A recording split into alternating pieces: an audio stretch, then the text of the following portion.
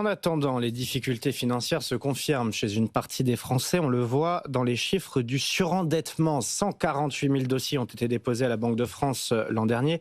Alors on est loin des niveaux records d'il y a 10 ans, mais c'est quand même une hausse de 10% sur l'année, avec les plus jeunes désormais en première ligne, Margot Faudéré. Effectivement, les Français âgés de 18 à 29 ans représentent désormais 12% des dossiers de surendettement. C'était seulement 5% il y a encore 3 ans.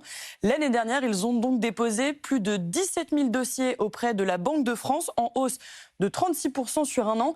Et la tendance est encore plus marquée chez les plus jeunes, ceux âgés de 18 à 25 ans, où là, les situations de surendettement ont carrément bondi de 65%. Dans le détail, on voit qu'il s'agit souvent de femmes sans emploi, encore hébergées chez leurs parents et qui n'ont pas les moyens de rembourser leurs dettes. Parmi les explications, Margot, la Banque de France pointe le recours au paiement fractionné. Absolument. En fait, quand on regarde la composition de la dette de ces jeunes, on voit qu'elle est faite avant tout de crédit à la consommation à 57%.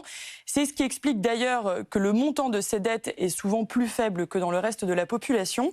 Et selon la Banque de France, derrière ces crédits à la consommation, il y a à la fois les mini-crédits, mais donc aussi l'essor des paiements en 3 ou 4 fois, qui sont des solutions proposées par des entreprises comme Klarna, Alma ou encore PayPal. Une nouvelle réglementation doit justement entrer en vigueur en fin d'année pour mieux protéger les usagers et notamment les jeunes qui utilisent ces solutions. Et puis dernier point quand même que la Banque de France ajoute et qui a aussi joué à la hausse dans le nombre de dossiers déposés l'année dernière, c'est la multiplication des campagnes de communication sur les réseaux sociaux qui ont aidé à faire connaître ce type de procédure auprès des jeunes.